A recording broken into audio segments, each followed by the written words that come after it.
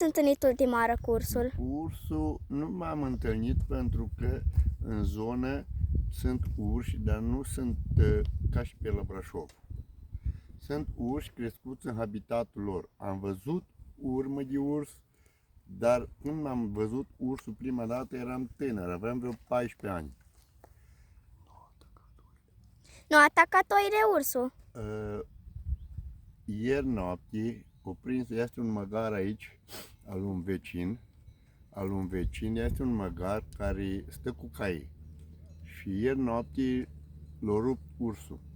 Aici, Ioi. în Pagiș. Este urs sus, acolo, pe măgura vâlmetă, cum îi zicem noi, în Tomnatic și o coborât în coa și l-a prins pe măgar. Sărac. Iar aici, spre Vărășoaia, am avut un coleg cu vacile, i-a prins un vițel, dar nu l-a scăpat vițelul, numai l-a rănit. Săracul vițel. Da.